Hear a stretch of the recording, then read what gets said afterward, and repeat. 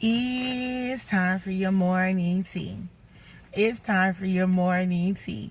Today's morning tea is honor your relationships even if death does it part. Again, honor your relationships even if death does it part. I'm sorry, you guys, we are in the car again, but I am stuck in here because it is storming in my area and I am ready to release what is inside of me. So my pastor today preached on this one of the greatest relationships in the Bible, and it's David and Jonathan. David and Jonathan were like best friends. They love each other as one soul. Unfortunately, death came to the relationship and Jonathan died, but David wanted to uphold his covenant, uphold his agreement through the relationship. So what he started doing was looking for some offspring, or I want to say descendants of Jonathan, just so he can basically uphold that covenant and keep it going. So why do I say honor your relationships even if death comes to it? Because I'm not talking about physical death. Of course, physical death can play a role in this. But what I mean by this topic today is honor your relationships even if death comes into it. There are so many times where relationships end. And again, for my new subscribers or new viewers, when I say relationships, I'm not just talking about a significant other. I'm talking about one of your siblings, someone you have to work with, or just a plain out friendship with, right? So if you have some type of, I want to say, relationship, like if you have some type of connection, there's a relationship, and yeah, that's how I'm going to explain it. So relationships to me are just anything where you and someone has to work together, whether you're working together, whether it's in ministry together, whether it's you decide that we're going to start dating, or if we're going to develop a friendship, or even begin to associate with each other. That's a form of relationship. So honor the relationship even when death comes. There are so many times where friendships end, marriages end, coworkers are no longer coworkers, or people change churches. Okay, the relationship may have or may have not gone sour, but let's say it went sour. Things just did not work, right? At least it didn't work according to plan. There seems like there is this epidemic where people are not loyal anymore. You know, they have this song that say these aren't loyal. And that's the thing, like, where did the loyalty go? Because when you were connected to this person, when you had a relationship with this person, when you guys were cool, you weren't telling their business. At least I hope you weren't. You weren't talking behind their back. You weren't blocking them on social media. You didn't have any ill or negative feelings towards them. So now that you guys are not cool, what makes it okay for you to break the agreement? And what do I mean by that? Because of course the agreement is broken because you guys are no longer in a relationship anymore. You guys are no longer talking. You guys are no longer friends. Whatever the state of the relationship is, it's no longer. Death came to it. Death did you part. So what makes it okay for one of the parties to start acting like they lost their mind? Why is there no longer honor? Because the truth is that you go and you talk about these people, and somehow or another, you and that person may end up friends again, in a relationship again. You've aired their business out. You've painted a bad picture of them. But the truth is that when you guys were okay, you painted a very beautiful picture of that person. What happens to that beautiful part?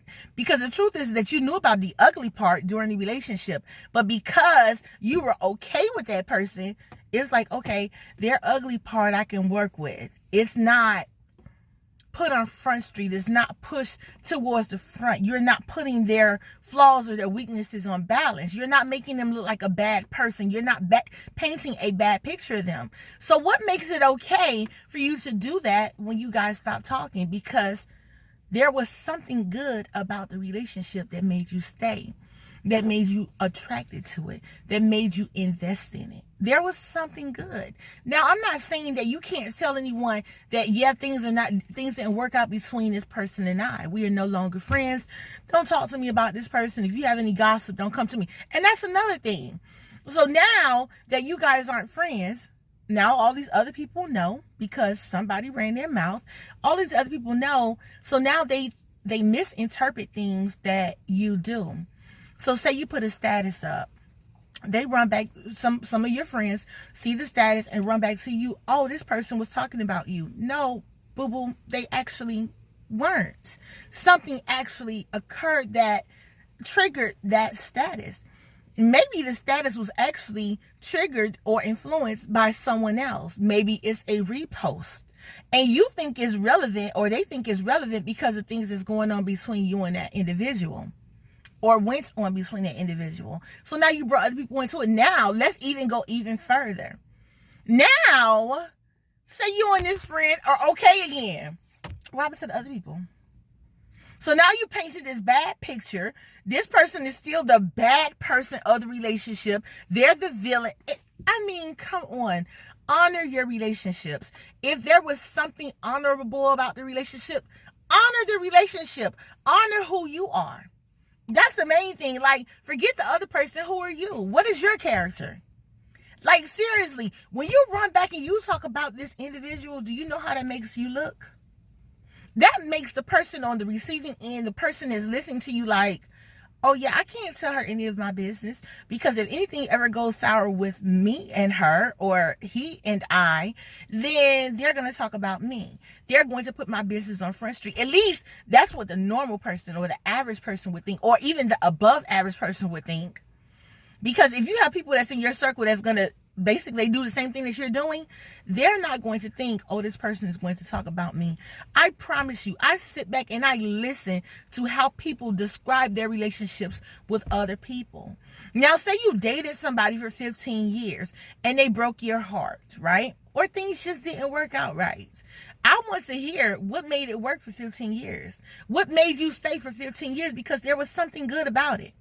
Whether that person paid your bills, whether that person loved you the right way, whether that person basically provided for you in an emotional way, a physical way, if that person was a friend to you, if lent a listening ear to you, they did something. They invested something in you and you remained. What makes it okay for you to dishonor that agreement that you guys had? Of course, again, I will repeat, the agreement has ended. Now there's disagreements. But why taint that person's name? Stop and think about what you're doing prior to doing it. Of course, you can have someone who you can vent to. I'm not saying that, because you always have to have someone who you can just talk to, who has a listening ear, who can be neutral. Like, if you're wrong, they're going to tell you, you know what, Tamika, you were wrong. You need to fix that. Or if you are a more mature person and you've experienced things, you're like, you know what, I messed this up. Let me fix it. Now, repairing it does not require reconnection. You just fixed it. Or at least you did your part to fix it. Hey, I was wrong. Hey, I want you to know that although we are no longer talking, you weren't a bad seed in my life. Like, I benefited from this. Like, I appreciate the time that we spent together. I appreciated what I experienced while we were connected on that journey. Now that the journey has parted, just know, like, I'm good. I'm good. I hope you find some resolve in this as well. Now, you really don't have to tell that person that. But the thing is, if you're wrong, you need to rectify your wrong. If you've spoken badly about them, like, I don't know that many people. I mean, honestly, if you've spoken badly about them and you know that you have found peace and resolve in your heart and in your spirit, that you can go back and tell the other people, you know what, I was wrong for saying what I said about this individual. You know what, they were wrong. I was upset. But you know what, they really weren't a bad person. I was wrong for, I don't know, whatever you said. You know what I'm saying? Like, I don't know that many people that will go back and fix what they did wrong. I don't know. But if you're that person, I commend you. What I'm here to encourage you to do today is honor your relationships, even if death does you part. I'm not saying you have to honor them financially by giving them gifts. I'm not saying you have to honor them by, speaking to them. But honor them. Honor the time that you spent with them. Honor the bond that you guys had, the memories that you created, whether bad or good. You became a better person because of it. If you didn't become a better person, you became a wiser person. If you didn't become wiser, you became stronger. You got something out of the deal. Trust and believe. I don't care what no one says. What I can say is, now that I have experienced a few relationships, I have learned that sometimes the relationship is for the other person. But guess what you got out of it? You got an opportunity to give. You still received an opportunity. Maybe you gave more than you received. Maybe you were on the receiving end and you received more than you gave. There was an opportunity in there for you and you gained something. So stop dishonoring what was done or the relationship that you had in the past. Honor your relationships, even if death comes to it. Hey, that was a good one. So what I need you guys to do is press that little subscribe button to your right, to your left, one of those sides. There's a subscribe button, right?